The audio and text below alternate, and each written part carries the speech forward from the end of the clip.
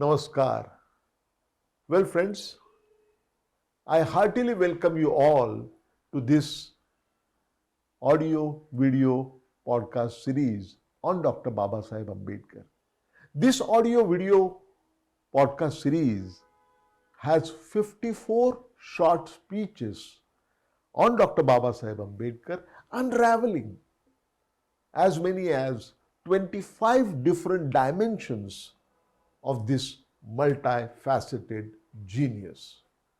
This audio visual podcast is focused on Dr. Babasaheb Ambedkar, his thoughts, his actions, his philosophy, and above all, his vision for our country in future. This is what this podcast is all about. Friends, if you like this podcast, please like it, share it, and subscribe it. Friends, let's move on to the 5th episode of this audio visual podcast series. We are going to discuss Dr. Ambedkar's first ever published research paper, the title of which was Small Holdings in India and Their Remedies. This research paper in the arena of agricultural economics was published in 1918. It must have been written when Dr. Ambedkar was a student pursuing his PhD degree at Columbia University in United States. This research paper essentially deals with the problem of small holdings and the effect that it has on the productivity of agriculture in our country. Dr. Ambedkar begins by underscoring the importance of agriculture in India. And I quote, "When a country like India depends almost wholly on farming, its importance cannot be exaggerated." According to Dr. Babasaheb Ambedkar, land holdings in India are very small, and to make it worse, the agricultural holdings are scattered all over. Dr. Ambedkar argues that this is causing a great deal of anxiety because the agricultural productivity in India is the lowest. Not surprisingly, in the then conventional wisdom, a great deal of attention was paid focusing on the excessive subdivision and fragmentation of agricultural holdings. Dr. Ambedkar has observed, and I quote, "It is believed that enlarge and consolidate the holdings, the increase in agricultural productivity will follow," unquote. He challenged this hypothesis. Dr. Ambedkar points out that subdivision of land by itself need not cause fragmentation, but in India, unfortunately, it does. According to him, this happens because the heirs, instead of sharing the lands by survey numbers, claim their share in each survey number, thus causing fragmentation. Fragmentation, Dr. Ambedkar observed, renders farming in India considerably inefficient for a number of reasons. First of all, there is a waste of labor and cattle power. Secondly, there is a waste of land in hedges and in boundary marks. Third, it is impracticable watching the crops. And fourthly, difficulties in changing cultivation, making water channels, and use of labor-saving implements and so on. These are the reasons why fragmentation renders farming in India very inefficient. As a combined result, there is an increase in the cost of production and correspondingly there is a decline in productivity. According to Dr. Ambedkar, The problem of small holdings in India is twofold. First, how to consolidate the small holdings, and two, after consolidation, how to perpetuate that consolidation. According to Dr. Ambedkar, consolidation of small holdings is a practical problem. He discusses various methods for consolidation of holdings, such as restricting the occupancy of the fragmented land to the adjoining holder and so on. After setting out the problem as above, Dr. Ambedkar comes out with his main point. Dr. Ambedkar argues that consolidation may obviate the evils of scattered holdings, but it will not obviate the evil of small holdings unless the consolidated holdings also become economic holdings. I quote him, "Mere size of the land is empty of all economic connotation. It is right or wrong proportion of other factors of production that makes land holding either economic or non-economic." Unquote. What are the factors of production? Typically, it is understood that factors of production are four: land, labor, capital, and enterprise. These are the four factors of production. What Dr. Ambedkar was saying, that it is whether a piece of land is going to be economic holding or not depends on whether the proportion in which different factors of productions are combined, that would decide whether an holding is economic holding or not. Thus, according to Dr. Ambedkar, a small farm can be as economic as a large farm.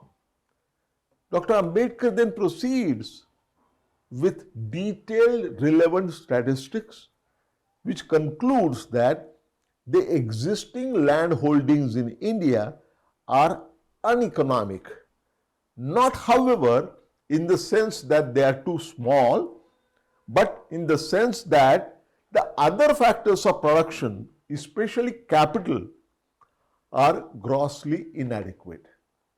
Let me explain this.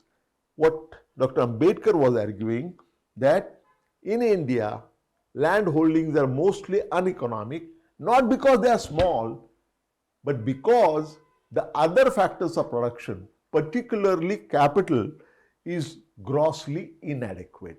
So it is not being used in the right proportions, and that is why most of the holdings in India are uneconomic. Dr. Ambedkar therefore strongly suggests that, and I quote him, "The remedy lies in not enlarging the holdings, but in the matter of increasing capital and capital goods." Unquote. Dr. Ambedkar then comes up with a brilliant observation, and I quote him. He says, "The evil of small holdings is the outcome of maladjustment of the social economy in India. A large part of population, especially in the rural areas, is superfluous, and idle labor exerts high pressure on agriculture." Dr. Ambedkar then analyzes how to remedy these ills of agriculture. And he concludes, and this you will find it very interesting, he concludes that industrialization of India is the soundest remedy for the agricultural problems in India. According to Dr. Ambedkar, rapid industrialization would not only reduce the pressure on land, but it would also enhance capital and capital goods sector. As a combined effect, it would forcefully create the economic necessity of enlarging the land holdings. Moreover, industrialization would destroy the premium on land. In turn, this would create a disincentive for subdivision and fragmentation. Dr. Ambedkar concludes that industrialization is a natural and powerful remedy for creating large economic holdings. Comparing India with the US, Dr. Ambedkar observes that while starting as an agricultural economy, the US is progressively becoming industrial, but India has been undergoing woeful process of deurbanization and swelling the volume of her rural population beyond all the needs. And I quote Dr. Ambedkar here. He said, "Earlier we stem this ominous tide, the better." Unquote.